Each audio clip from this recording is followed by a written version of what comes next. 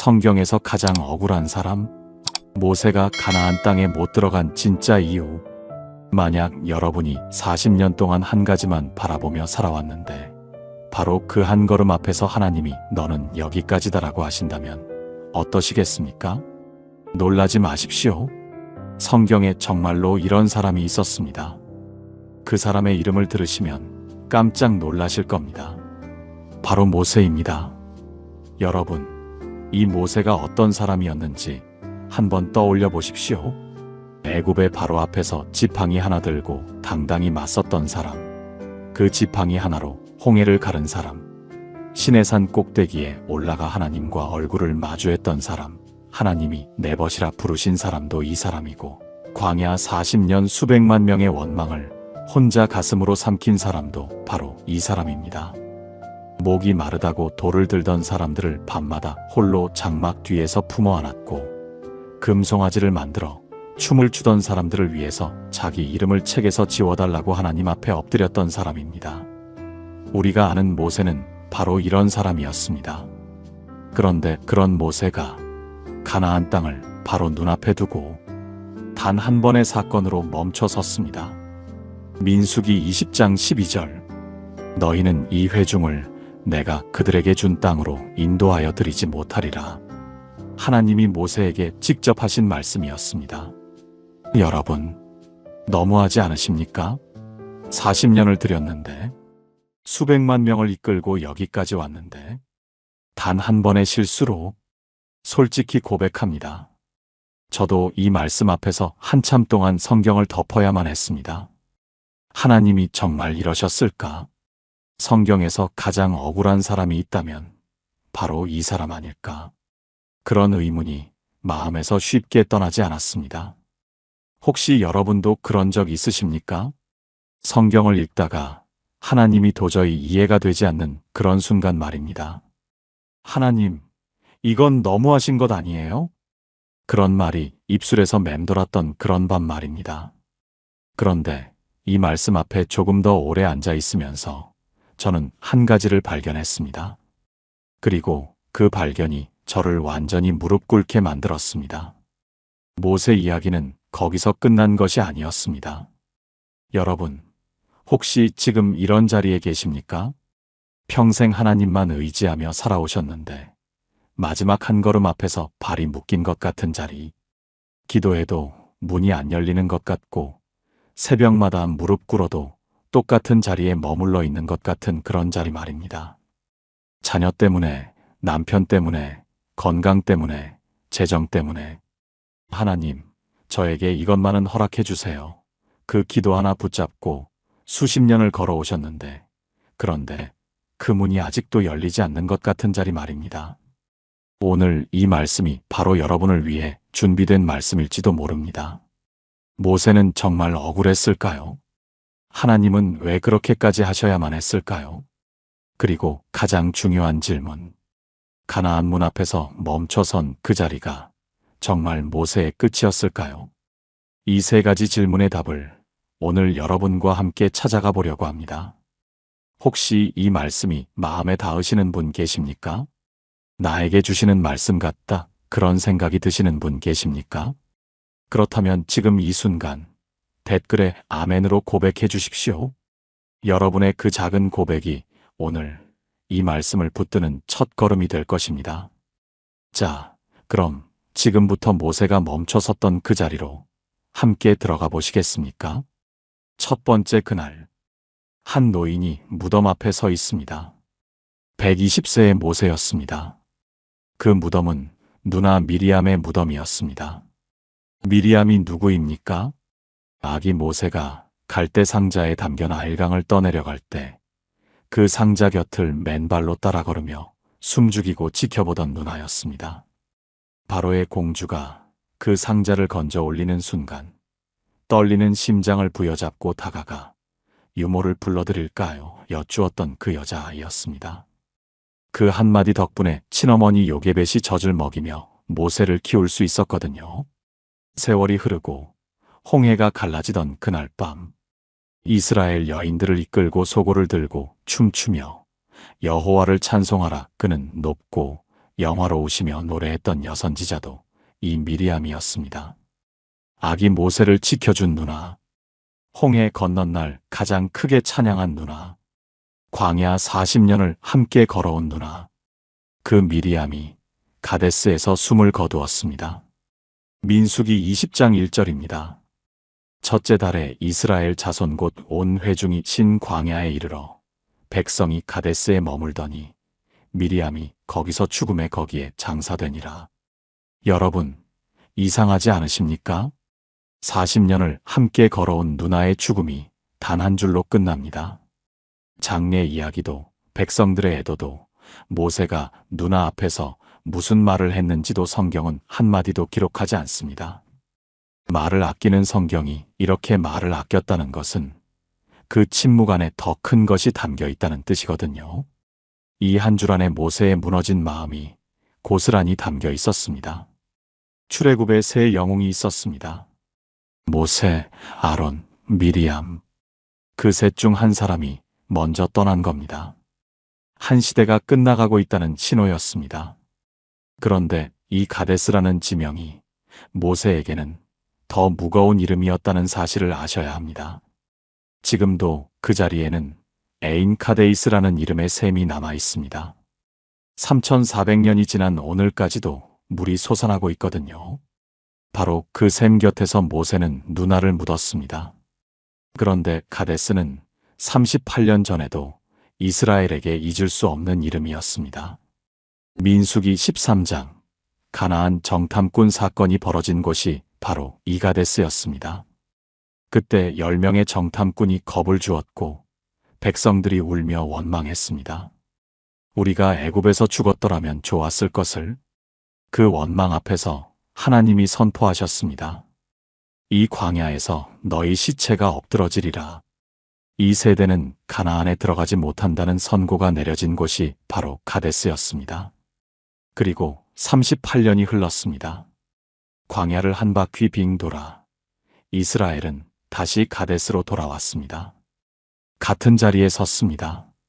그런데 그 자리에서 똑같은 장면이 또 벌어지고 있었던 겁니다.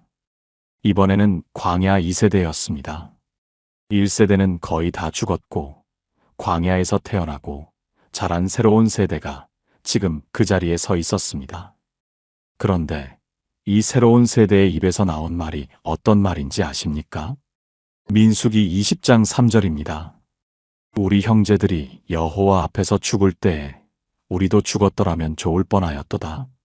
38년 전과 토씨 하나 틀리지 않는 말이었습니다. 부모 세대가 원망하며 쓰러져간 그 소리를 자녀 세대가 그대로 반복하고 있었던 겁니다. 여러분, 자녀는 부모의 등을 보고 자랍니다. 잔소리로 배우지 않거든요. 부모가 매일 무엇을 입에 담으며 살았는지 그 뒷모습을 보고 자랍니다. 한 세대가 다음 세대에게 남긴 유산이 원망이었습니다. 그리고 이들의 원망을 한번 자세히 들어보십시오. 민수기 20장 5절입니다. 너희가 어찌하여 우리를 애굽에서 나오게 하여 이 나쁜 곳으로 인도하였느냐. 이곳에는 파종할 곳이 없고 무화과도 없고 포도도 없고 석류도 없고 마실 물도 없도다. 없다는 말이 몇 번 나오는지 세어보셨습니까?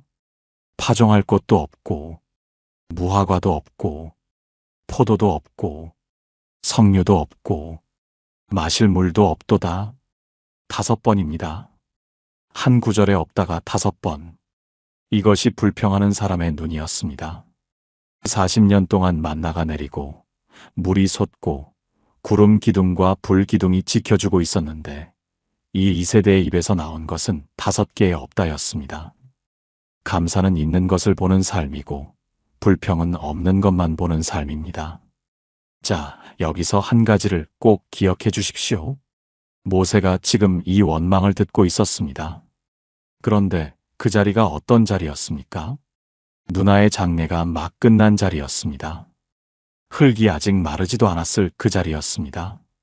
120세의 노인이 누나를 묻고 돌아선 그 자리에 똑같은 원망이 또 몰려든 겁니다. 38년 전에 듣던 바로 그 원망을 이제 자식 세대에게 또 듣고 있는 겁니다. 또 그 얼굴입니다. 또 그 입입니다. 또 그 원망입니다. 모세는 아무 대답도 하지 못한 채 그 자리에 서 있었습니다. 그 침묵의 무게가 성경 한 줄 안에 고스란히 담겨 있었던 겁니다. 여러분, 혹시 이런 날이 있으셨습니까? 속은 이미 무너졌는데 아무도 그 마음을 모르는 날 말입니다. 병원에서 안 좋은 소식을 듣고 혼자 집으로 돌아와 앉아 있는데 현관문이 열리며 남편이 오늘 저녁 뭐야? 하고 묻던 날. 아무도 몰랐습니다. 여러분이 그 집으로 돌아오기까지 어떤 걸음을 걸어왔는지 아무도 몰랐습니다. 그래서 여러분은 아무 대답도 하지 못한 채 그저 침묵으로 그 자리에 서 있었을 겁니다. 모세가 바로 그 자리에 서 있었습니다. 성경은 모세의 심정을 한마디도 기록하지 않았습니다. 그런데 여러분, 하나님은 기록하지 않으신 게 아니라 기억하고 계셨습니다. 하나님은 그날 모세의 침묵을 다 보고 계셨습니다. 그리고 오늘 여러분이 침묵하고 있는 그 자리도 하나님은 똑같이 보고 계십니다. 오늘 한 가지를 실천해 보시겠습니까? 지금 주변에 말없이 무거운 짐을 지고 있는 한 사람이 떠오르신다면 오늘 그 사람에게 전화 한 통 아니면 짧은 문자 한 줄이라도 보내주십시오. 많이 힘드시지요? 기도하고 있습니다. 이 한마디가 가데스에서 무너지기 직전의 모세에게 누가 건넸더라면 하는 바로 그 위로의 말이 될 수 있습니다. 함께 기도하시겠습니까? 하나님 아버지, 오늘 가데스의 그 자리를 떠올립니다. 누나를 막 묻고 돌아선 모세의 어깨 위에 또 원망이 쏟아지던 그 자리를 주님은 보고 계셨습니다. 주님, 우리도 그런 날이 있었습니다.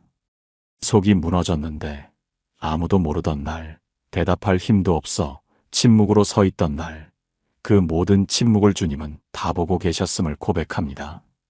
오늘 우리도 누군가에게 가데스의 위로가 되게 하여 주시옵소서. 말없이 짐을 지고 있는 그 한 사람을 기억하고 작은 손길 하나 건네는 하루가 되게 하옵소서. 예수님의 이름으로 기도합니다. 아멘. 누나를 잃었습니다. 원망이 몰려왔습니다. 모세는 침묵으로 그 자리에 서 있었습니다. 그런데 바로 이 자리에서 하나님이 모세에게 말씀하십니다. 그 말씀 한마디에 모세의 40년 사역의 운명이 걸려 있었습니다. 두 번째 명령. 백성들이 몰려오는 그 자리에서 모세와 아론이 한 일이 있었습니다. 민수기 20장 6절입니다. 모세와 아론이 회중 앞을 떠나 회막문에 이르러 엎드림에 여호와의 영광이 그들에게 나타나며. 여러분, 이 구절이 눈에 들어오십니까? 몰려오는 백성들을 피해 회막문으로 갑니다. 그리고 엎드립니다. 모세가 40년 동안 지겹도록 해온 동작이었습니다. 백성이 원망할 때마다 엎드렸습니다. 고기를 달라고 달려들 때마다 엎드렸습니다. 금송아지를 만들어 춤을 출 때마다 엎드렸습니다. 이번에도 똑같이 엎드린 겁니다. 그런데 이번에는 엎드리는 그 몸이 예전과 같지 않았을 겁니다. 120세의 노인이었습니다. 누나를 막 묻고 돌아선 노인이었습니다. 40년을 지고 온 무게가 이미 그 어깨에 쌓여 있었습니다. 그 모세가 회막문에 엎드렸을 때 하나님의 영광이 나타났습니다. 그리고 하나님이 말씀하셨습니다. 민수기 20장 8절입니다. 지팡이를 가지고 내 형 아론과 함께 회중을 모으고 그들의 목전에서 너희는 반석에게 명령하여 물을 내라 하라. 내가 그 반석이 물을 내게 하여 회중과 그들의 짐승에게 마시게 할지니라. 명령이 분명했습니다. 지팡이를 가져라. 회중을 모아라. 반석에게 명령하여 물을 내라 하라. 딱 3가지였습니다. 그런데 여기서 한 가지를 꼭 살펴봐야 합니다. 말만 하면 되는 일이었는데 왜 하나님은 지팡이를 가지고 오라 하셨을까요? 그 지팡이가 어떤 지팡이였는지 아십니까? 호렙산 떨기나무 앞에서 모세가 처음 손에 쥐었던 지팡이였습니다. 바로 앞에서 뱀이 되었던 지팡이였습니다. 나일강을 피로 물들인 지팡이였습니다. 홍해를 갈라놓은 지팡이였습니다. 아말렉과 전쟁할 때 모세가 산 위에 들어 올렸던 그 지팡이였습니다. 그리고 38년 전 르비딤에서 바위를 쳐서 물을 내었던 바로 그 지팡이였습니다. 6번의 기적이 새겨진 지팡이였습니다. 그 지팡이를 모세가 다시 손에 쥐는 순간 어떤 기억이 올라왔겠습니까? 이 지팡이로 반석을 쳤었지. 그때도 물이 나왔지. 40년 전의 기억이 손끝에서 되살아났을 겁니다. 그런데 여러분, 이번에 하나님이 뭐라고 하셨습니까? 반석에게 명령하여 물을 내라 하라. 치라고 하지 않으셨습니다. 말하라고 하셨습니다. 이 차이를 모세는 놓쳤습니다. 하나님의 말씀이 귀로는 들어왔는데 손은 기억을 따라가고 있었던 겁니다. 여러분, 이것이 모세의 함정이었습니다. 경험이 너무 많았던 겁니다. 40년 동안 하나님을 섬긴 사람이었습니다. 수많은 기적을 본 사람이었습니다. 하나님의 방식을 안다고 믿었던 사람이었습니다. 그런데 바로 그 경험이 새로운 말씀을 막는 벽이 되었습니다. 경험이 많을수록 위험한 순간이 있습니다. 지난번에 이렇게 해서 됐으니까 이번에도 그렇게 하면 되겠지. 내가 해봤는데 이런 상황에서는 이렇게 해야 돼. 하나님이 나한테 여러 번 이렇게 응답하셨으니까 이번에도 이 방법으로 드리자. 귀는 하나님의 새 말씀을 듣고 있는데 손은 어제의 방식대로 움직입니다. 몸에 밴 기억이 하나님의 음성보다 먼저 움직이는 거지요. 이것이 모세가 그날 빠진 함정이었습니다. 40년을 충성한 종이 40년의 경험에 걸려 넘어진 겁니다. 여러분, 혹시 이런 적 있으십니까? 오래 믿음 생활을 해오신 분들이 가장 많이 하시는 말이 있습니다. 내가 해봐서 아는데. 40년 새벽 기도를 다니신 권사님이 내가 해봐서 아는데 기도는 이렇게 해야 되라고 말씀하십니다. 30년 성경 공부를 하신 집사님이 내가 해봐서 아는데 이 구절은 이런 뜻이야 라고 말씀하십니다. 50년 교회를 다니신 장로님이 내가 해봐서 아는데 교회는 이렇게 세워지는 거야 라고 말씀하십니다. 물론 그 경험이 보물입니다. 그 경험을 무시하라는 게 아닙니다.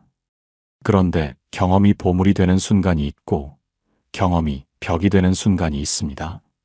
하나님이 오늘 새로운 말씀을 주시는데 내가 해봐서 아는 데가 먼저 튀어나오는 그 순간, 바로 그때가 모세처럼 지팡이를 드는 순간입니다. 손이 기억을 따라가고 귀가 말씀을 놓치는 순간입니다. 하나님은 어제 치라고 하셨어도 오늘은 말하라 하실 수 있습니다. 하나님은 어제 이렇게 응답하셨어도 오늘은 전혀 다른 방식으로 다가오실 수 있습니다. 우리의 경험이 하나님을 가두지 못합니다. 그런데 우리가 경험 안에 갇히는 일은 너무나 자주 일어나거든요. 오늘 한 가지를 점검해 보시겠습니까? 지금 여러분이 붙잡고 있는 내가 해봐서 아는 데가 하나 있다면 그것을 잠시 내려놓고 하나님께 여쭤보시는 겁니다. 주님, 오늘은 주님이 뭐라고 말씀하십니까? 어제 저에게 주신 말씀 말고 오늘 저에게 주시는 말씀은 무엇입니까? 이 한 번의 여쭌이 지팡이를 드는 대신 말씀을 듣는 첫걸음이 될 수 있습니다. 함께 기도하시겠습니까? 하나님 아버지, 오늘 회막문에 엎드린 모세의 손을 떠올립니다. 그 손에 쥐어진 지팡이에는 40년의 기억이 새겨져 있었습니다. 그런데 바로 그 기억이 주님의 새 말씀을 막고 있었음을 오늘 깨닫습니다. 주님, 우리에게도 그런 지팡이가 있습니다. 오래 믿음 생활한 우리의 경험, 수많은 응답의 기억, 내가 해봐서 안다는 확신, 이 모든 것이 보물이지만 때로는 주님의 새 음성을 막는 벽이 되기도 합니다. 오늘 그 벽을 내려놓게 하여 주시옵소서. 어제의 방식으로 오늘의 주님을 가두지 않게 하시고 오늘 주님이 하시는 새 말씀을 귀 기울여 듣게 하옵소서. 예수님의 이름으로 기도합니다. 아멘. 명령이 분명했습니다. 말로 하라 하셨습니다. 그런데 모세는 지팡이를 들었습니다. 그런데 여러분, 지팡이를 든 것보다 더 심각한 일이 바로 그 뒤에 일어났습니다. 모세의 입에서 한마디가 흘러나왔습니다. 그 한마디가 40년 사역을 단번에 무너뜨렸습니다. 세 번째 우리가 모세가 지팡이를 손에 들고 회중 앞으로 걸어 나왔습니다. 백성들이 지켜보는 가운데 모세가 입을 열었습니다. 민수기 20장 10절입니다. 모세와 아론이 회중을 그 반석 앞에 모으고 모세가 그들에게 이르되 반역한 너희여 들으라. 우리가 너희를 위하여 이 반석에서 물을 내려 하고. 이 한 구절을 천천히 다시 읽어보시겠습니까? 반역한 너희여 들으라. 이게 첫 마디였습니다. 분노가 실린 목소리였습니다. 40년 동안 쌓이고 쌓인 피로가 그 한마디에 터져나왔습니다. 너희여라고 부르는 순간 모세는 이미 자신과 백성을 갈라놓고 있었습니다. 그리고 바로 다음 문장이 이어집니다. 우리가 너희를 위하여 이 반석에서 물을 내랴. 우리가 하나님이 아니라 우리가 주님이 아니라 우리가 이 두 글자가 40년 사역을 단번에 무너뜨린 바로 그 말이었습니다. 여러분, 한번 생각해 보십시오. 원래 이 자리는 어떤 자리였어야 합니까? 하나님이 영광을 받으시는 자리였습니다. 회중이 모인 자리였고 하나님의 이름이 높아져야 할 자리였습니다. 물이 솟아나는 순간 백성들이 여호와는 참 하나님이시구나 고백해야 할 자리였습니다. 그런데 모세가 그 자리에서 뭐라고 했습니까? 우리가 내랴. 자기 이름을 박아 넣은 겁니다. 하나님이 서 계셔야 할 자리에 모세가 서버린 겁니다. 그리고 이어진 행동이 있었습니다. 민수기 20장 11절입니다. 모세가 그의 손을 들어 그의 지팡이로 반석을 2번 치매 물이 많이 솟아나오므로 회중과 그들의 짐승이 마시니라. 한 번도 아니었습니다. 2번이었습니다. 지팡이로 반석을 2번 내리친 겁니다. 2번 쳤다는 기록 속에는 그 순간 모세의 감정이 고스란히 담겨 있습니다. 첫 번째 내려치는 순간에는 분노였을 겁니다. 2번째 내려치는 순간에는 그 분노가 자신에게 이미 돌아왔을 겁니다. 하나님이 명령하신 대로 말하라가 아니었습니다. 자기 손으로 쳐서 자기 힘으로 내야겠다는 몸짓이었습니다. 그런데 신기하게도 물이 솟아나왔습니다. 많이 솟아나왔습니다. 회중도 마시고 짐승도 마셨습니다. 겉으로 보기에는 모든 것이 잘 된 것처럼 보였습니다. 그런데 성경은 그 장면 바로 뒤에 하나님의 선고를 붙입니다. 이 문제를 하나님은 그냥 넘어가지 않으신 겁니다. 여러분, 여기서 한 가지 중요한 사실을 알려드리고 싶습니다. 성경은 이 사건을 단 한 번만 기록하고 끝낸 게 아니었습니다. 수백 년 뒤 시편을 쓴 기자가 이 장면을 다시 꺼냅니다. 시편 106편 32절 33절입니다. 그들이 또 무리바 물에서 여호와를 노하시게 하였으므로 그들 때문에 모세에게도 재앙이 미쳤나니 이는 그들이 그의 뜻을 거역함으로 말미암아 모세가 그의 입술로 망령되이 말하였음이로다. 시편 기자가 뭐라고 했습니까? 모세가 그의 입술로 망령되이 말하였음이로다. 손으로 친 게 문제가 아니었습니다. 입술로 망령되이 말한 것이 문제였습니다. 반석을 2번 친 행동이 아니라 그 2번 치는 순간에 나온 우리가라는 한마디가 문제였던 겁니다. 성경이 스스로 답을 주고 있었던 겁니다. 말의 문제였습니다. 입술의 문제였습니다. 그리고 마음의 문제였습니다. 우리가라는 2 글자에는 40년 사역 끝에 스며든 자기 이름이 박혀 있었거든요. 여러분, 이 장면을 읽으면서 저는 한 권사님을 떠올렸습니다. 제가 아는 한 권사님이 계셨습니다. 이분은 자녀 셋을 모두 믿음으로 키우신 분이었습니다.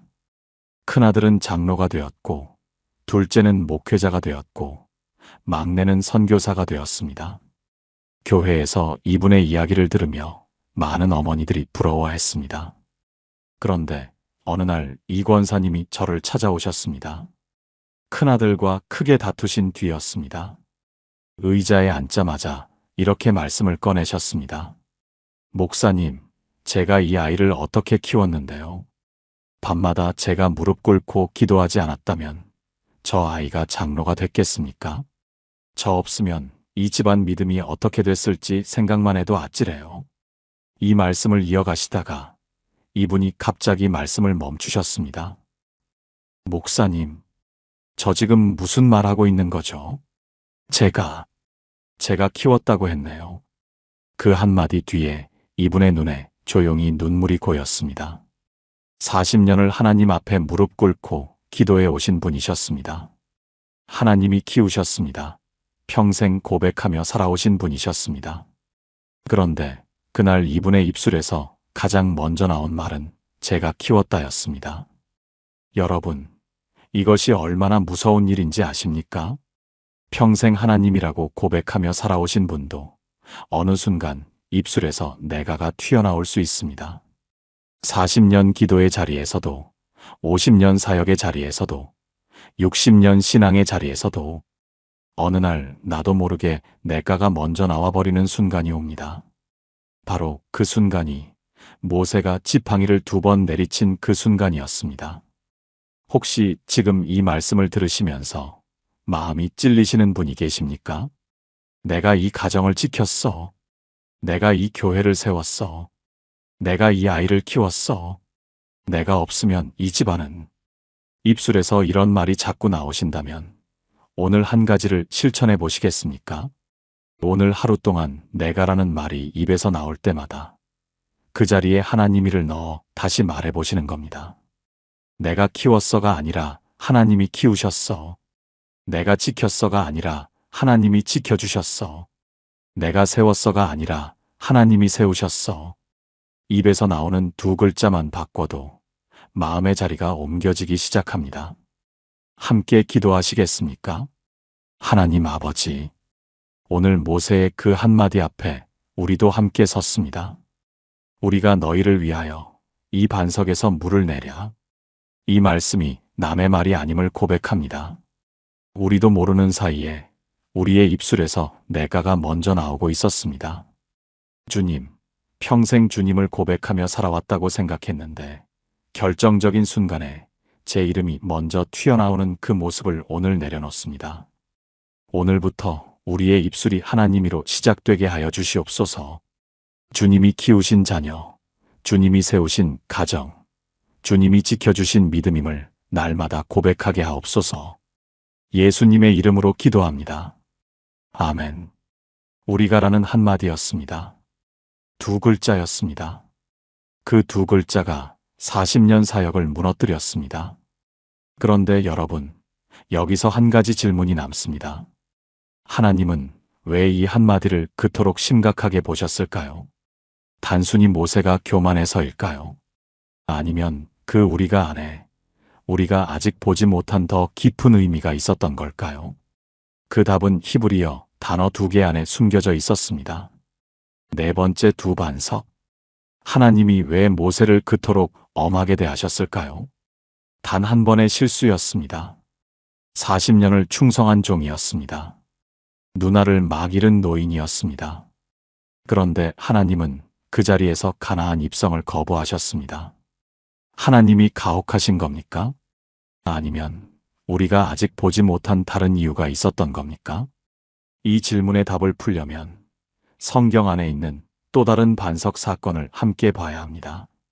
성경의 반석에서 물을 낸 사건이 2번 등장합니다. 첫 번째 사건은 출애굽기 17장입니다. 장소는 르비딤이었습니다. 38년 전 이스라엘이 막 애굽을 나온 직후였습니다. 그때도 백성들은 목말랐고 원망했습니다. 그때 하나님이 모세에게 뭐라고 하셨는지 아십니까? 출애굽기 17장 6절입니다. 내가 호렙산에 있는 그 반석 위 거기서 내 앞에 서리니 너는 그 반석을 치라. 그것에서 물이 나오리니 백성이 마시리라. 치라고 하셨습니다. 바로 그 반석을 치라고 하신 겁니다. 그런데 여기서 멈추고 한 구절을 자세히 보셔야 합니다. 내가 그 반석 위에 서리니. 여러분, 이 말씀이 얼마나 놀라운 말씀인지 느껴지십니까? 하나님이 반석 위에 서시겠다고 하셨습니다. 그리고 그 반석을 치라고 하신 겁니다. 반석을 치는 것이 곧 그 위에 서 계신 하나님을 치는 것이었습니다. 모세가 지팡이로 내리친 그 바위는 단순한 돌덩어리가 아니었습니다.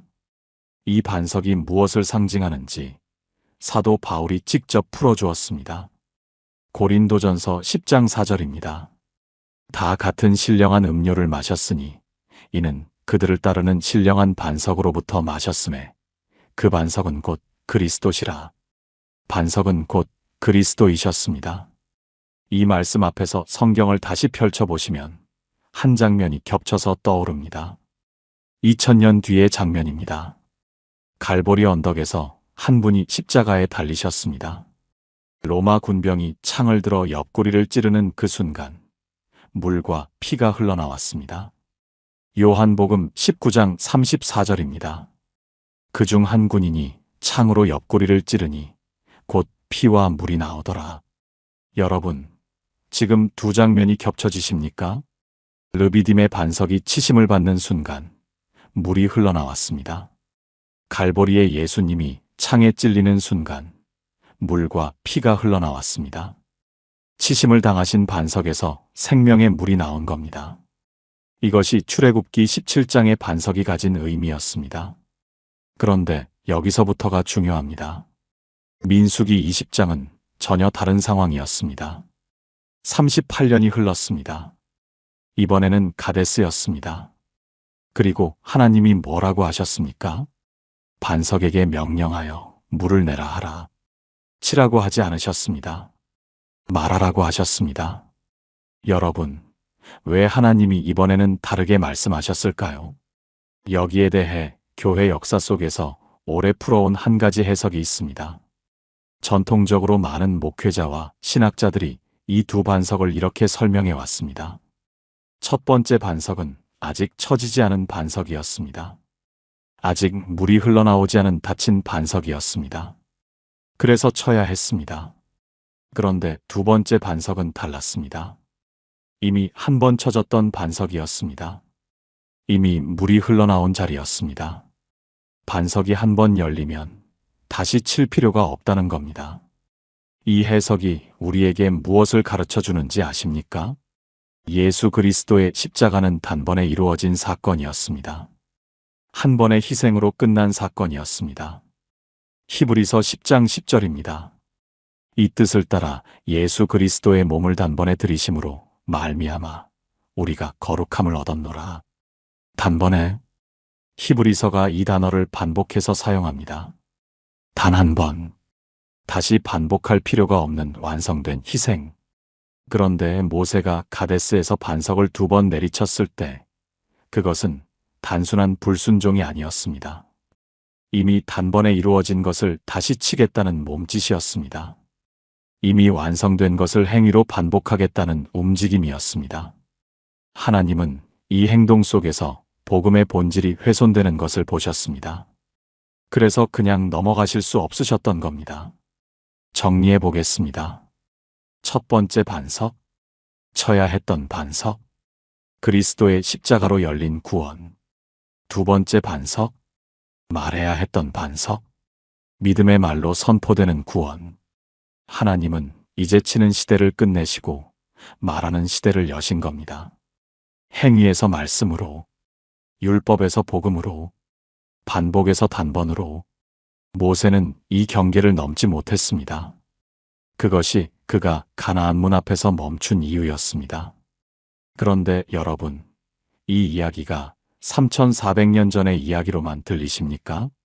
오늘 우리의 신앙생활 속에도 이 두 반석이 있습니다. 혹시 지금 이런 마음으로 신앙생활을 하고 계시지 않습니까? 내가 더 해야 해. 더 기도해야 해. 더 금식해야 해. 더 봉사해야 해. 내가 더 많이 드려야 하나님이 응답하실 거야. 내가 더 애써야 은혜가 임할 거야. 이것이 바로 오늘도 반석을 치고 있는 모습입니다. 예수님이 이미 십자가에서 다 이루셨는데 우리는 여전히 내 행위로 뭔가를 더 얹으려고 합니다. 내 공로로 하나님의 은혜를 증명하려 합니다. 여러분, 반석은 이미 쳐졌습니다. 갈보리에서 단번에 영원히 쳐졌습니다. 이제 우리에게 필요한 것은 더 많은 행위가 아닙니다. 이미 이루어진 그 구원을 믿고 선포하는 입술입니다. 로마서 10장 10절입니다. 사람이 마음으로 믿어 의에 이르고 입으로 시인하여 구원에 이르느니라. 마음으로 믿고 입으로 시인하는 것. 이것이 말해야 하는 반석 앞에 선자의 자리입니다. 오늘 한 가지를 해보시겠습니까? 지금 여러분이 더 해야 해라고 붙잡고 있는 것이 하나 있으시다면 그 자리에 이 한마디를 올려놓아 보십시오. 주님, 이미 다 이루셨습니다. 저는 그저 그 은혜를 받습니다. 입술로 한번 고백해 보시는 겁니다. 이 한마디가 치는 신앙에서 말하는 신앙으로 넘어가는 첫 걸음이 될 것입니다. 함께 기도하시겠습니까? 하나님 아버지, 오늘 두 반석 앞에 섰습니다. 쳐야 했던 반석과 말해야 하는 반석. 주님, 저희가 얼마나 오랫동안 이미 쳐진 반석을 또 치고 있었는지 고백합니다. 예수님께서 단번에 다 이루셨는데 저희는 여전히 제 행위로 뭔가를 더 얹으려 했습니다. 더 기도해야 한다고, 더 드려야 한다고, 더 애써야 한다고 스스로를 몰아붙이며 살았습니다. 주님, 오늘 그 지팡이를 내려놓게 하여 주시옵소서. 이미 다 이루신 그 은혜를 믿음으로 받고 입술로 선포하게 하옵소서. 예수님의 이름으로 기도합니다. 아멘. 두 반석이 있었습니다. 쳐야 했던 반석과 말해야 하는 반석. 모세는 그 경계를 넘지 못했고 가나안 문 앞에서 멈춰야 했습니다. 여기까지 보면 모세가 왜 가나안 문 앞에서 멈춰야 했는지 답이 나온 것 같습니다. 그런데 여러분, 이것이 전부가 아니었습니다. 이 선고를 받은 모세가 그 앞에서 보인 반응이 있었습니다. 성경은 전혀 다른 장면을 한 번 더 기록하고 있었습니다. 다섯 번째 매달림. 주 여호와여, 구하옵나니 나로 건너가게 하옵소서. 저 요단 저편에 있는 아름다운 땅, 아름다운 산과 레바논을 한 번만 보게 하옵소서. 이 기도를 드린 사람이 누구인지 아십니까? 모세입니다. 40년을 광야에서 백성을 이끌어온 바로 그 모세. 가나안 문 앞에서 멈춰야 했던 바로 그 모세가 하나님 앞에 엎드려 이 기도를 드렸습니다. 여러분, 이 장면이 생소하지 않으십니까? 우리가 알던 모세는 위대한 종이었습니다. 하나님의 벗이었습니다. 순종의 사람이었습니다. 그래서 그런 선고를 받았을 때도 고개를 숙이고 조용히 받아들였을 거라고 상상합니다. 그런데 성경은 전혀 다른 모습을 기록하고 있었습니다. 신명기 3장 23절부터 25절입니다. 그때에 내가 여호와께 간구하기를 주 여호와여 주께서 주의 크심과 주의 권능을 주의 종에게 나타내시기를 시작하셨사오니 천지간에 무슨 신이 능히 주의 행하신 일 곧 주의 큰 능력으로 행하신 일같이 행할 수 있으리이까. 구하옵나니 나로 건너가게 하사 요단 저쪽에 있는 아름다운 땅 아름다운 산과 레바논을 보게 하옵소서. 이 본문은 모세가 죽기 직전 백성들 앞에서 자신의 지난 40년을 회고하는 장면 속에 나옵니다. 40년의 기억을 더듬던 모세가 그날의 기도를 다시 꺼냅니다. 구하옵나니 나로 건너가게 하사. 모세가 매달렸습니다. 잠잠하지 않았습니다. 받아들이지도 않았습니다. 하나님 앞에 엎드려서 이렇게 애원했습니다. 주님, 저도 건너가게 해주십시오. 요단 저편, 아름다운 땅, 아름다운 산과 레바논을 저도 한 번만 보게 해주십시오. 이 구절을 처음 발견했을 때 저는 한참을 그 자리에 멈춰 있었습니다. 우리가 알고 있던 모세가 아니었습니다. 그 위대한 종이, 그 하나님의 벗이 하나님 앞에서 매달리고 있었습니다. 40년을 이끌어온 그 지팡이를 내려놓고 엎드려 있었습니다. 저도 보고 싶습니다. 한 번만 보고 싶습니다. 40년을 바라본 그 땅을 제 발로 한 번만 밟아보고 싶습니다. 이 장면이 왜 이렇게 가슴에 사무치는지 아십니까? 이것이 모세가 사람이었다는 증거이기 때문입니다. 그도 인간이었습니다. 간절함이 있었고, 아쉬움이 있었고, 미련이 있었습니다. 40년 동안 광야를 걸어오면서 밤마다 텐트 안에서 그 땅을 상상했을 겁니다. 요단강 건너편의 푸른 산, 젖과 꿀이 흐른다는 그 땅, 아브라함과 이삭과 야곱에게 약속된 그 땅, 그 땅을 한 번만 밟아보고 눈을 감는 것이 그의 마지막 소원이었습니다.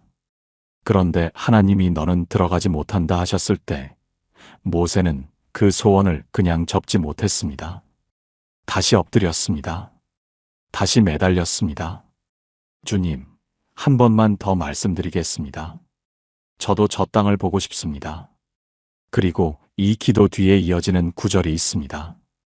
가슴이 먹먹해지는 구절입니다. 신명기 3장 26절입니다. 여호와께서 너희 때문에 내게 진노하사 내 말을 듣지 아니하시고 내게 이르시기를 그만해도 족하니 이 일로 다시 내게 말하지 말라. 하나님이 뭐라고 하셨습니까? 그만해도 족하니 이 일로 다시 내게 말하지 말라. 이 말씀이 어떻게 들리십니까? 처음 들으면 조금 차갑게 느껴질 수 있습니다. 그만해라. 더 이상 말하지 말라. 하나님이 정말 단호하게 모세의 입을 막으시는 것처럼 들립니다. 그런데 이 말씀 안에는 우리가 처음에 놓치기 쉬운 하나님의 깊은 마음이 숨어 있습니다. 한번 생각해 보십시오. 만약 모세가 계속 매달렸다면 어떻게 됐을까요? 한 번, 두 번, 세 번, 10번을 더 매달렸다면 하나님이 그 기도를 매번 들으시고 매번 안 된다 하셨다면 모세의 마음은 어떻게 됐을까요?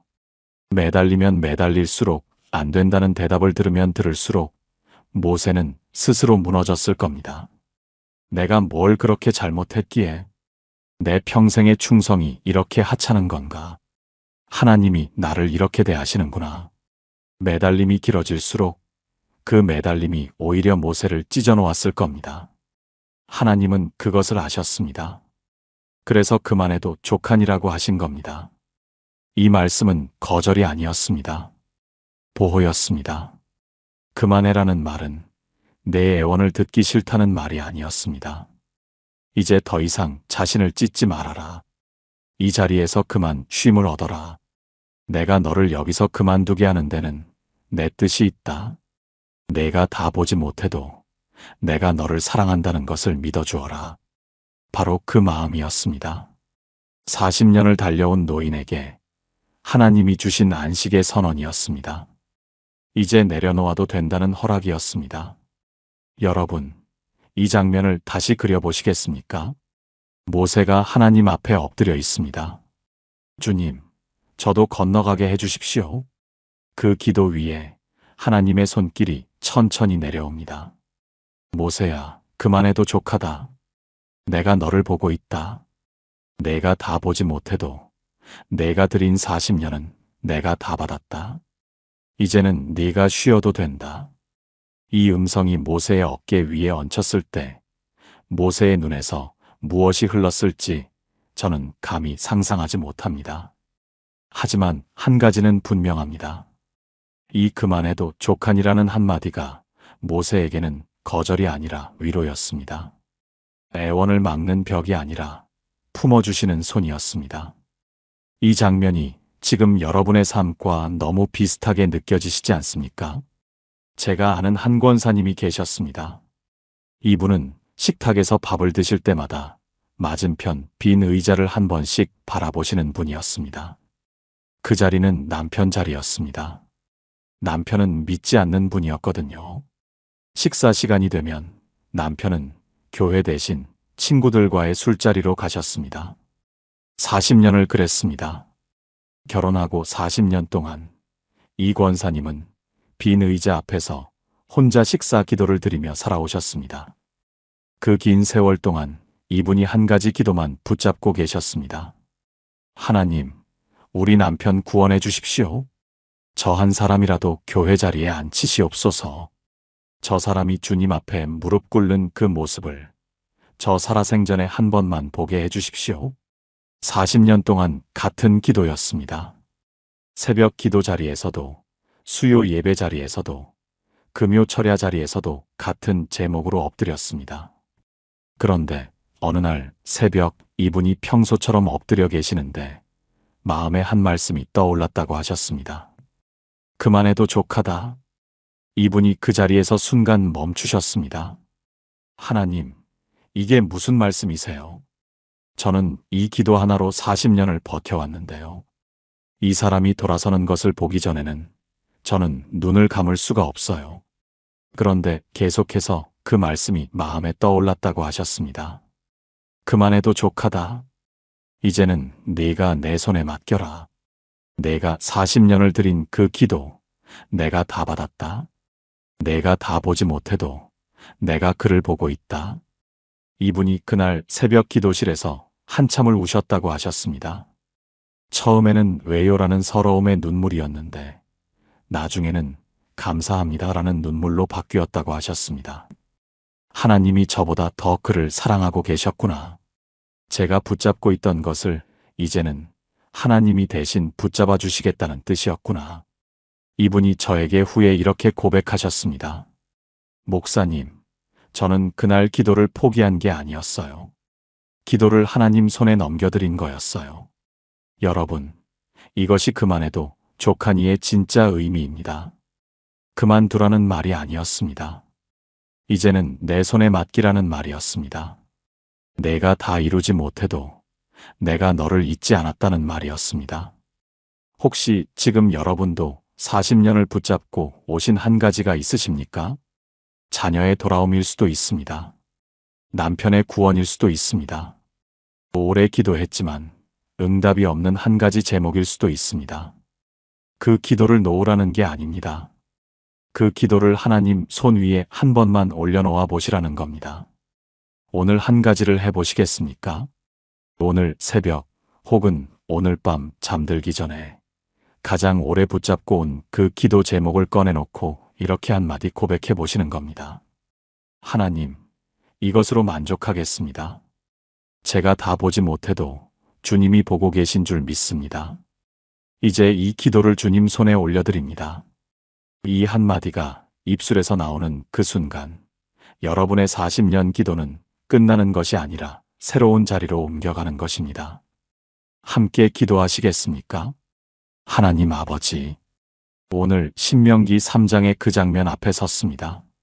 모세가 하나님 앞에 엎드려 나도 건너가게 해주십시오 매달리던 그 자리, 그리고 하나님이 그만해도 족하니라고 응답하시던 그 자리 앞에 섰습니다. 주님, 이 말씀이 거절이 아니라 품어주시는 손이었음을 오늘 깨닫습니다. 저희에게도 그런 기도가 있습니다. 수십 년을 붙잡고 매달려온 한 가지 제목이 있습니다.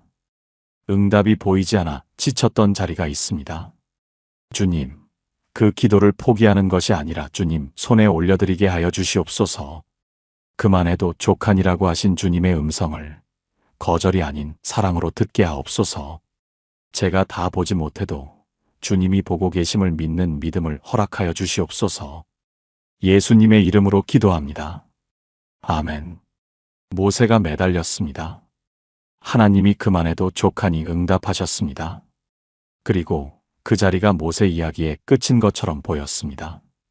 그런데 여러분, 하나님은 그만해도 족하니라는 그 한마디로 끝내지 않으셨습니다. 그 말씀 바로 뒤에 한마디를 더 붙이셨습니다. 그 한마디가 모세의 남은 생을 완전히 다른 자리로 옮겨 놓았습니다. 여섯 번째 다른 자리. 신명기 3장 27절부터 28절입니다. 너는 비스가 산 꼭대기에 올라가서 눈을 들어 동서남북을 바라고 내 눈으로 그 땅을 바라보라. 너는 이 요단을 건너지 못할 것임이니라. 너는 여호수아에게 명령하고 그를 담대하게 하며 그를 강하게 하라. 그는 이 백성을 거느리고 건너가서 내가 볼 땅을 그들이 기업으로 얻게 하리라. 여러분, 이 두 절을 천천히 다시 읽어보시면 뭔가 보이실 겁니다. 하나님이 모세에게 두 가지를 명령하십니다. 첫 번째, 비스가 산 꼭대기에 올라가서 그 땅을 눈으로 바라보아라. 두 번째, 여호수아에게 명령하고 그를 담대하게 하라. 이 두 가지 명령이 무엇을 말하는지 아십니까? 모세의 사명이 끝난 게 아니었다는 겁니다. 끝나지 않았을 뿐 아니라 오히려 새로운 자리가 그에게 주어진 것이었습니다. 내가 할 일은 따로 있다. 하나님이 모세에게 그렇게 말씀하신 셈이었습니다. 가나안 문 앞에서 멈춰선 사람에게 하나님은 여기까지라고 끝내신 게 아니라 여기서부터 또 다른 일이 있다고 하신 겁니다. 여러분, 이 말씀이 우리에게 무엇을 가르쳐 주는지 느껴지십니까? 모세는 멈춘 게 아니었습니다. 옮겨진 겁니다. 가나안을 밟는 자리에서 가나안에 들어갈 사람을 세우는 자리로, 백성을 이끄는 자리에서 다음 세대의 지도자를 품는 자리로, 자기가 이루는 자리에서 남을 세우는 자리로, 이것이 하나님이 그에게 주신 진짜 마지막 사명이었습니다. 신명기 34장 9절의 한 장면이 기록되어 있습니다. 눈의 아들 여호수아는 지혜의 영이 충만하니 이는 모세가 그의 머리에 안수하였음이라. 이스라엘 자손이 여호와께서 모세에게 명령하신 대로 여호수아의 말을 순종하였더라. 여러분, 이 구절의 마지막 부분에 있는 한 문장을 놓치지 마십시오. 모세가 그의 머리에 안수하였음이라. 모세가 직접 여호수아의 머리에 손을 얹은 겁니다. 40년을 지팡이를 들었던 그 손이 이제 다음 지도자의 머리를 축복하는 손이 되었습니다. 이 장면을 한번 그려보시겠습니까? 광야에 노을이 내려앉고 있습니다. 모세가 여호수아를 자기 앞에 세웁니다. 떨리는 손을 천천히 들어 여호수아의 머리 위에 얹습니다. 한때는 애굽 왕자의 손이었고 홍해를 가른 지팡이를 들었던 손이었고 시내산에서 돌판을 받았던 손이었습니다. 40년 동안 수백만 명의 무게를 지고 온 손이었습니다. 그 손이 마지막으로 하는 일이 다음 사람을 축복하는 일이었습니다. 모세의 입에서 어떤 말이 흘러나왔을지 저는 상상합니다. 여호수아야, 너는 내가 못 간 자리에 가게 될 것이다. 내가 40년을 바라본 저 땅을 내 발로 밟게 될 것이다. 강하고 담대하여라. 주께서 너와 함께 계신다. 이 안수 장면 앞에서 저는 한 가지를 깨달았습니다.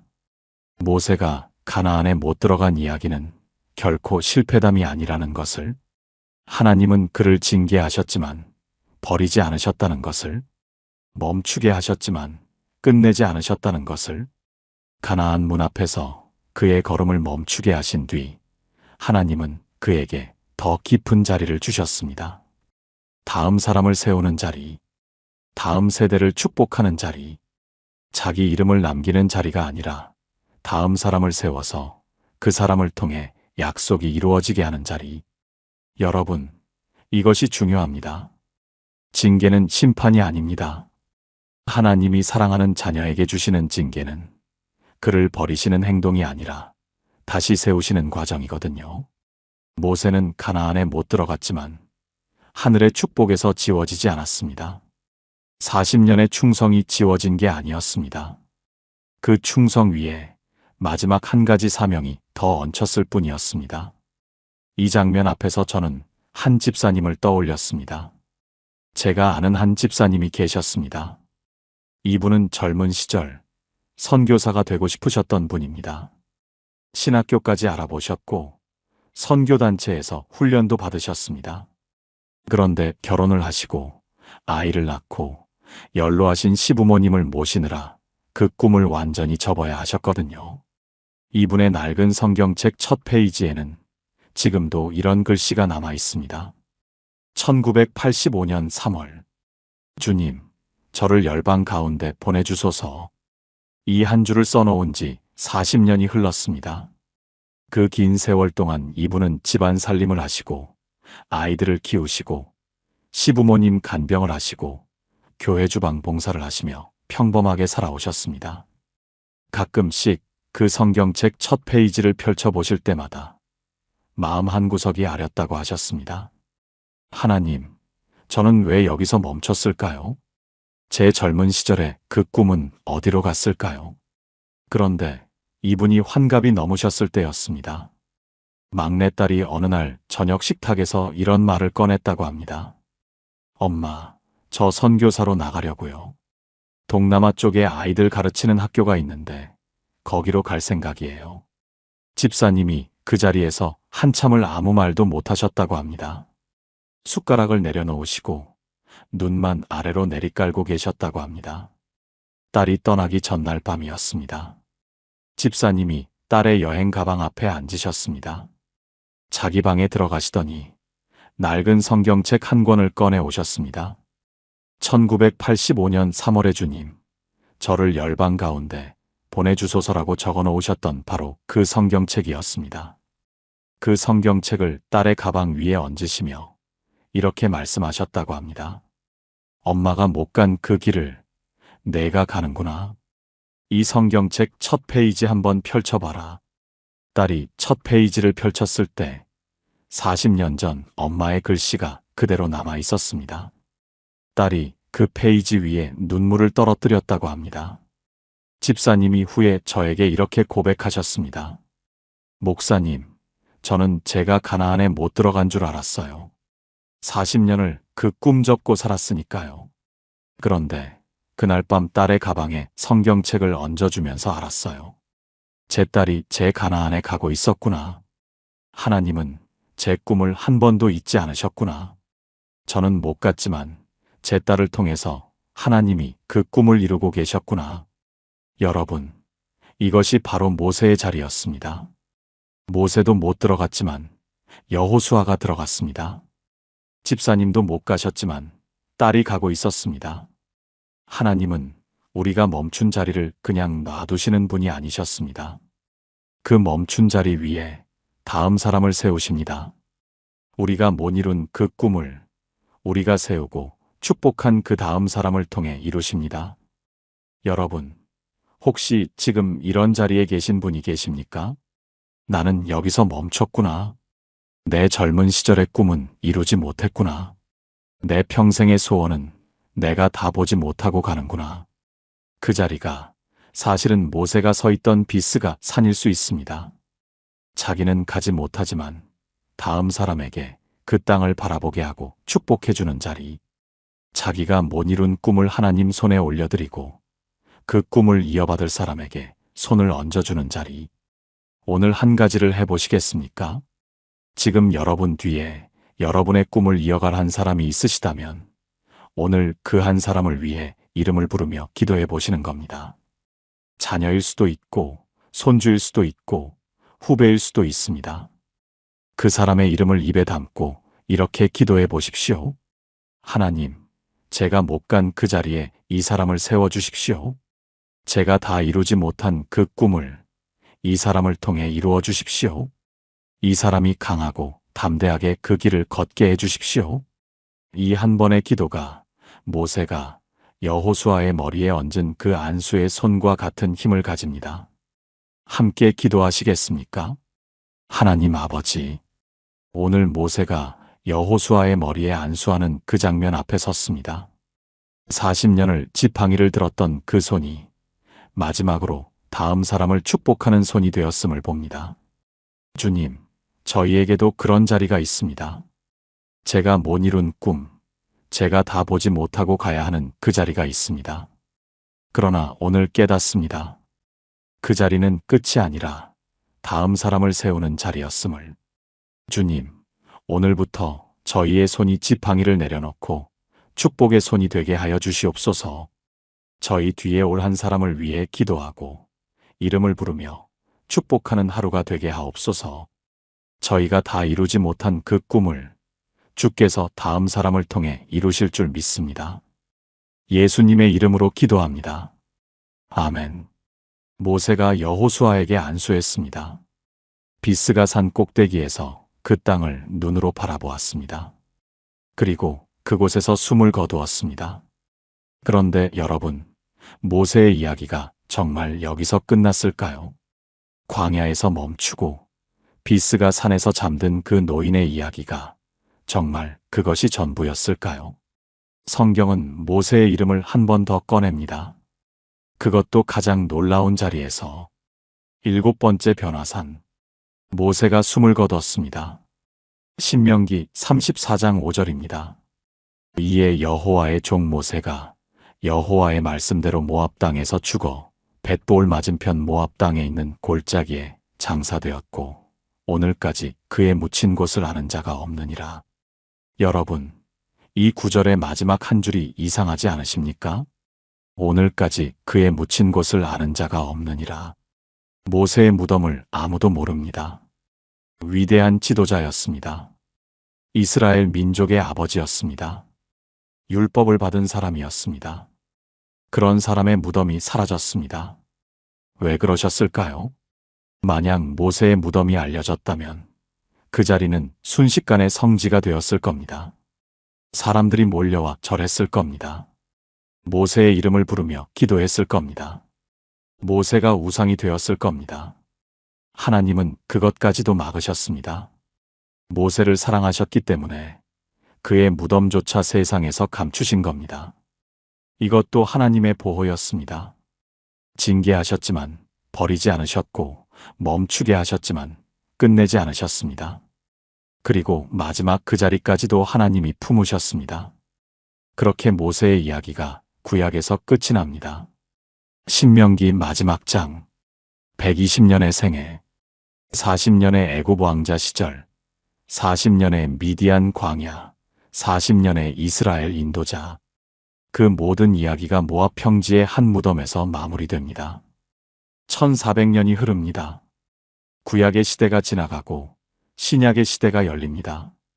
예언자들의 목소리도 멈추고 하나님의 직접적인 음성도 400년 동안 침묵합니다. 그러다 한 분이 오셨습니다.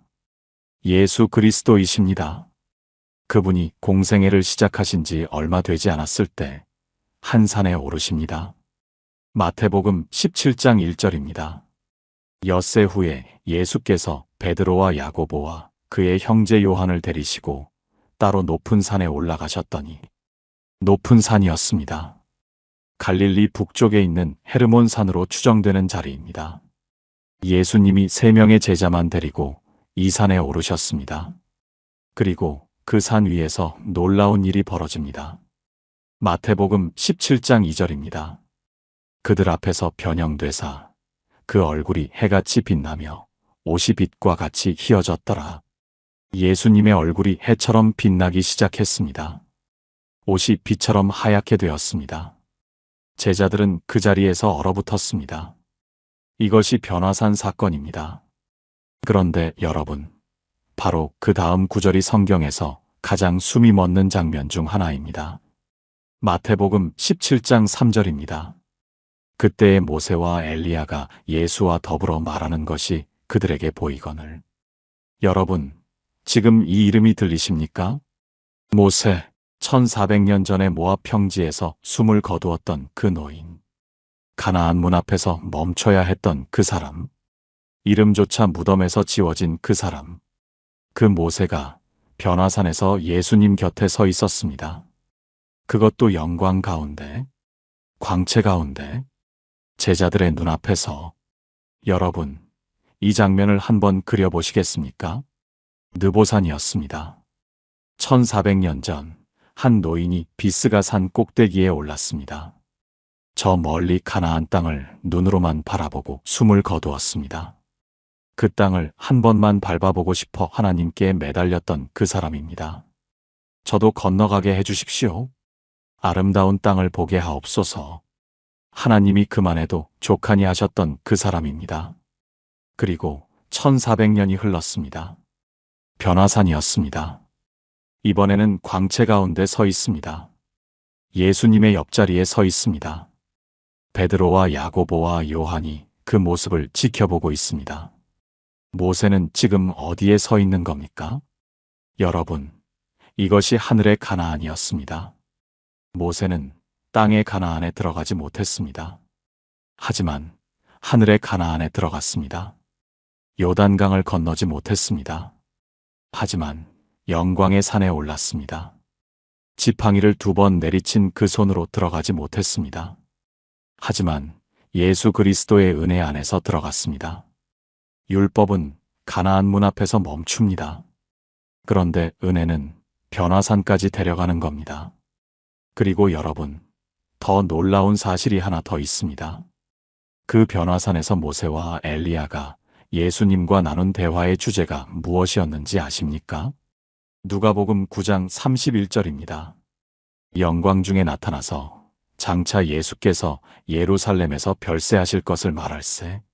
모세와 엘리야가 예수님과 나눈 대화는 예수님의 별세에 관한 것이었습니다. 여기서 별세라는 말은 단순한 죽음이 아닙니다. 예수님이 예루살렘에서 십자가에 달려 돌아가실 그 일을 가리키는 말이었습니다. 여러분, 이 장면의 무게가 느껴지십니까?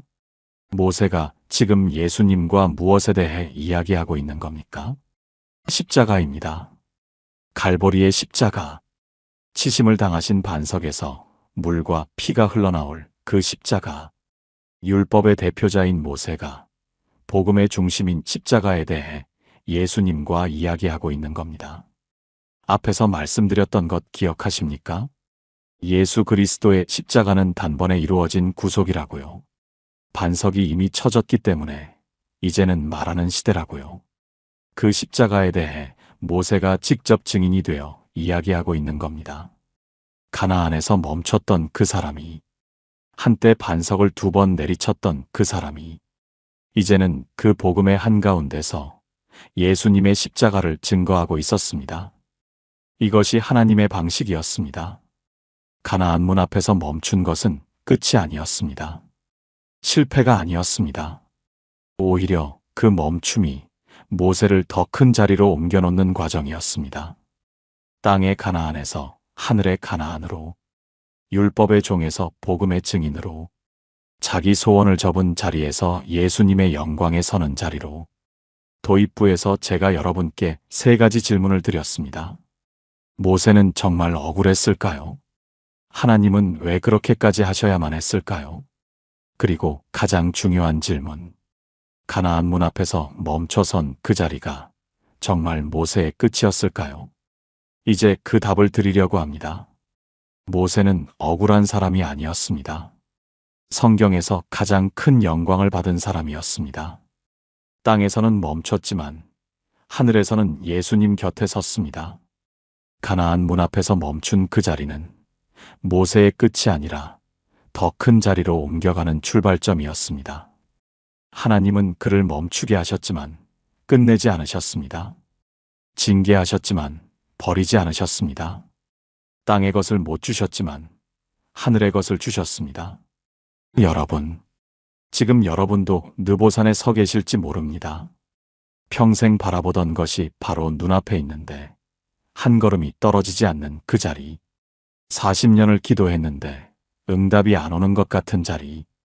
수십 년을 들였는데 마지막 한 가지가 손에 잡히지 않는 자리. 오늘 이 말씀이 여러분께 전하는 메시지는 이것입니다. 여러분의 느보산은 끝이 아닙니다. 하나님은 여러분을 멈추게 하셨을지 모르지만 끝내지 않으셨습니다. 땅의 것을 다 주지 않으실 수 있지만 하늘의 것을 예비하고 계십니다.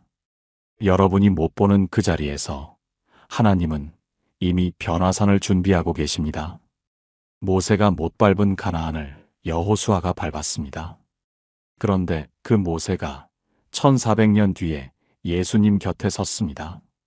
여러분이 못 이룬 그 꿈도 하나님 손안에서 똑같이 놓치지 않고 간직되고 있습니다. 오늘 이 말씀을 들으시면서 한 가지를 꼭 기억하시기 바랍니다. 하나님은 우리를 멈추게 하시는 분이시지만 버리시는 분은 아닙니다. 하나님은 땅의 가나안을 막으실 때도 있지만 하늘의 변화산을 예비하시는 분입니다. 여러분의 지금 그 멈춤이 하나님 손안에 있습니다. 오늘 마지막으로 한 가지를 실천해 보시겠습니까? 지금 여러분이 여기서 멈췄다고 느끼시는 그 자리가 있으시다면 그 자리를 하나님 손 위에 올려놓아 보시는 겁니다.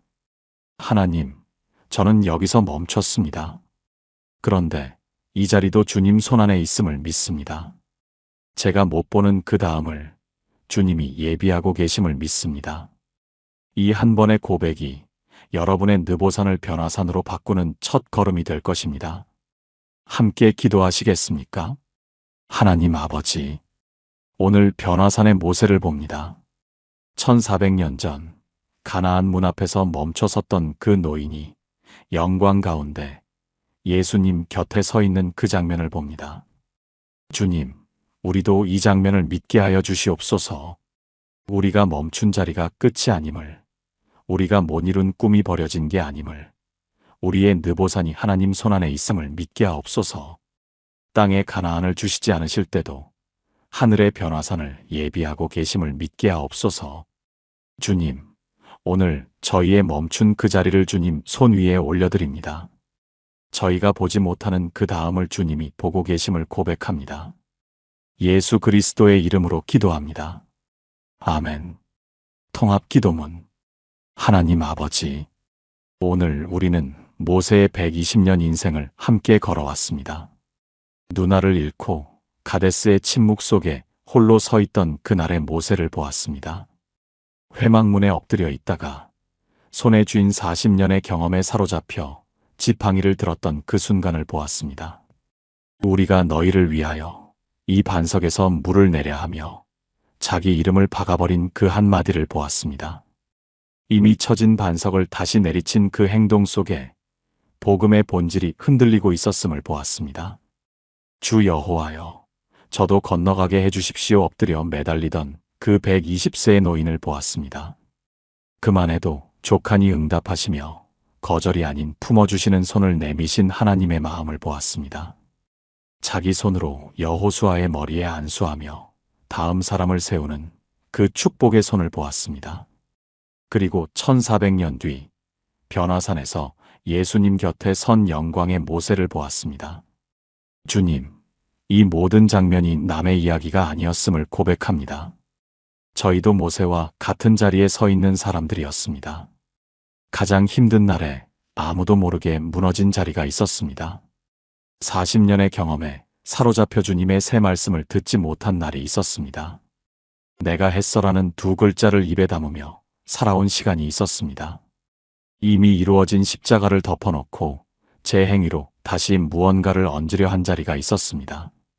평생 매달린 그 한 가지 기도 앞에서 지쳐 있었던 밤들이 있었습니다.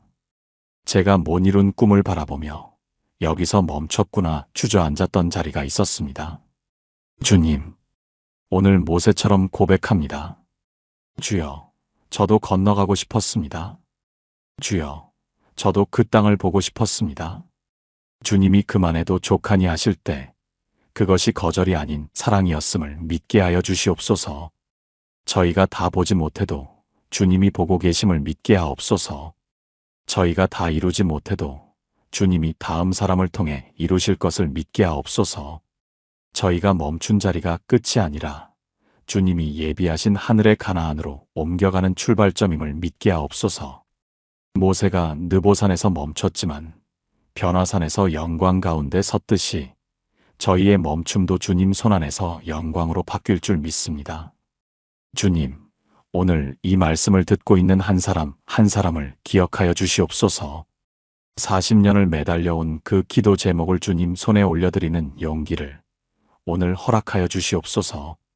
제가 못 간 자리에 다음 사람을 세우시는 주님을 신뢰하게 하시고 저희의 손이 지팡이가 아니라 축복의 손이 되게 하여 주시옵소서. 예수 그리스도의 이름으로 기도드립니다. 아멘. 마무리. 사랑하는 여러분, 오늘 우리는 긴 여정을 함께 걸었습니다. 가데스의 무덤 앞에서 시작된 이야기가 변화산의 광채에서 마무리됐습니다. 첫 번째로 우리는 그날을 보았습니다. 누나를 막 묻은 120세의 노인의 어깨 위로 또 원망이 쏟아지던 그 자리를. 두 번째로 우리는 명령을 보았습니다. 하나님이 말하라 하셨는데 모세가 지팡이를 들었던 그 순간을. 세 번째로 우리는 우리가라는 한마디를 보았습니다. 40년 사역 끝에 스며든 두 글자가 어떻게 모세의 운명을 바꿨는지를. 네 번째로 우리는 두 반석을 보았습니다.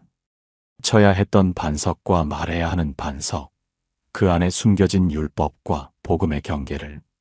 다섯 번째로 우리는 매달림을 보았습니다. 저도 건너가게 해주십시오 엎드린 노인과 그만해도 족하니 품어주신 하나님의 사랑을. 여섯 번째로 우리는 다른 자리를 보았습니다.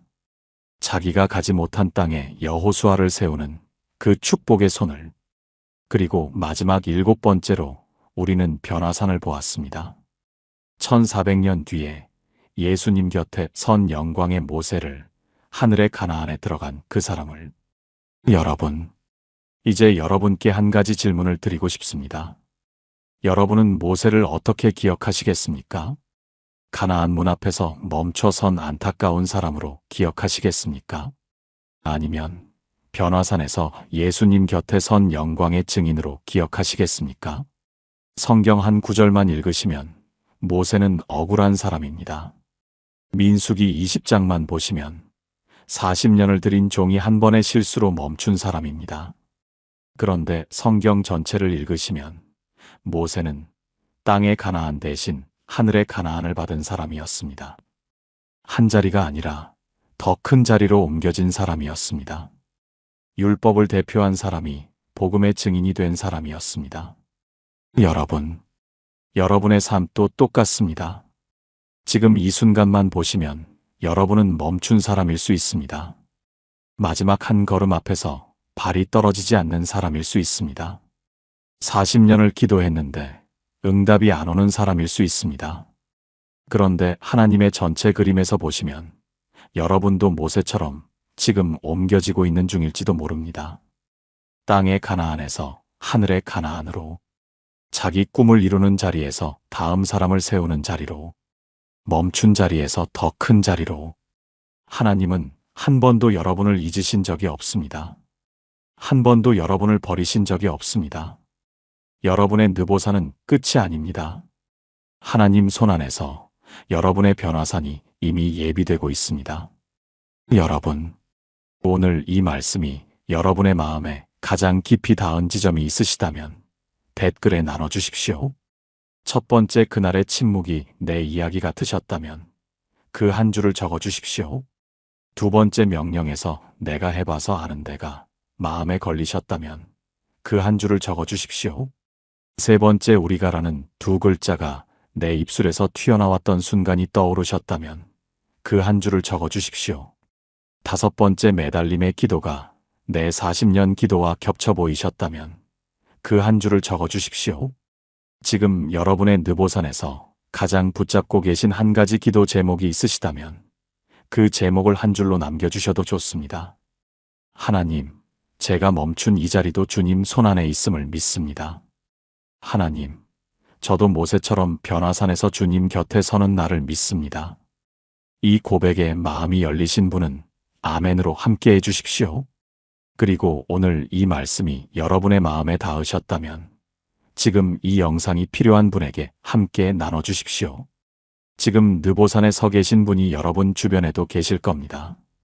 평생 바라보던 것 앞에서 멈춰 섰다고 느끼시는 분, 40년 기도가 응답되지 않아 지친 분, 나는 여기까지구나 주저앉으신 분, 여러분의 작은 나눔 하나가 그분에게 오늘 필요한 바로 그 말씀이 될 수 있습니다. 사랑하는 여러분, 오늘 이 자리에서 한 가지만 마음에 담고 가시기 바랍니다. 모세는 가나안에 들어가지 못한 사람이 아닙니다. 하늘의 가나안에 들어간 사람입니다. 느보산에서 멈춘 사람이 아닙니다. 변화산에서 영광 가운데 선 사람입니다. 여러분의 지금 그 멈춤도 끝이 아닙니다.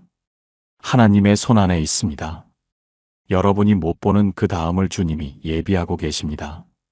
여러분이 못 이룬 그 꿈을 주님이 다음 사람을 통해 이루고 계십니다. 여러분의 이름이, 여러분의 눈물이, 여러분의 40년 기도가 하나님 손안에서 한 번도 잊혀진 적이 없습니다. 하나님의 평강이 오늘 여러분의 가정 위에, 여러분의 기도 위에, 여러분이 멈춰 선 그 모든 자리 위에 임하시기를 축원합니다.